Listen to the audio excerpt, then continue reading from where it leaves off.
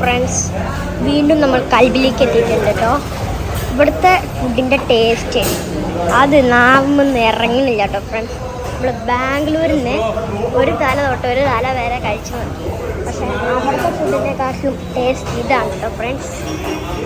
അപ്പോൾ ഇവിടെ വന്നിട്ട് തന്നെ തീർച്ചയായിട്ടും എല്ലാവരും കഴിക്കണം. നമ്മുടെ കാർ അത് അവിടെ കിടക്കും. അൽക്കാസരം കൊണ്ടാട്ടോ വന്ന്.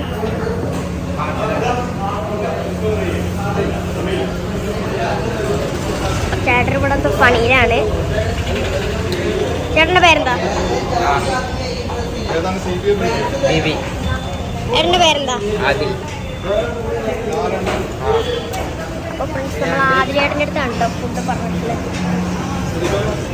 ചേട്ടൻ്റെ പേരെന്താ?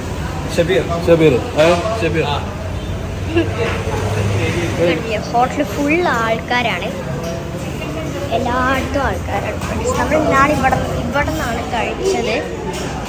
ഈ ഏരിയയിൽ നിന്നിട്ടാണ് നമ്മൾ കഴിച്ചത്. ബൈ. ഹോട്ടലിൻ്റെ ഫ്രണ്ട് ഫ്രണ്ട്സ്.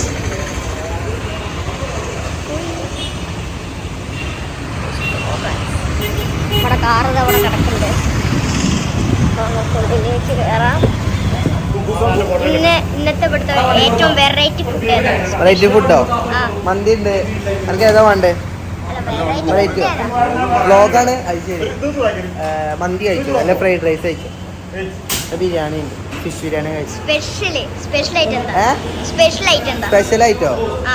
ഐറ്റം എനിക്ക് എന്താ വേണ്ടേ? എനിക്ക് എന്താ വാങ്ങിച്ചാൽ ഉണ്ടാക്കി തരും. നമ്മൾ വീണ്ടും കൽബിൽ വന്നു. അബി പറഞ്ഞിട്ടുണ്ടാവുമല്ലോ. അപ്പോൾ എൻ്റെ പേരെന്താ? ആദിൽ. അപ്പൊ ആദിലാണ് നമുക്കിന്ന് ബാക്കിയുള്ള കാര്യങ്ങളൊക്കെ ചെയ്തു തന്നെ. ആദിൽ, ഇന്നത്തെ ഇവിടത്തെ ഇന്ന് ഇവിടെ ഏറ്റവും ടോപ്പായിട്ട് പോണത്, ഏറ്റവും ടോപ്പായിട്ട് പോണ ഫുഡ് ഏതാ? ചിക്കൻ ബിരിയാണി. ഓക്കെ. അപ്പൊ ബിരിയാണിയാണ് നമ്മുടെ കൽബിലെ ഏറ്റവും സ്പെഷ്യൽ അല്ലേ? അപ്പൊ ഫ്രണ്ട്സ്, കൽബിലത്തെ ഏറ്റവും ടോപ്പ് എന്ന് പറഞ്ഞു കഴിഞ്ഞാൽ ബിരിയാണിയാണ്. ദം ബിരിയാണിയാണ് നമ്മുടെ അല്ലേ? അപ്പോൾ ഫ്രണ്ട്സ്, ഞാൻ മുമ്പൊരു വീഡിയോ ഇട്ടിട്ടുണ്ടായിരുന്നു. ഇന്നും അതിൻ്റെ ഉള്ളിൽ തിരക്കാണ്.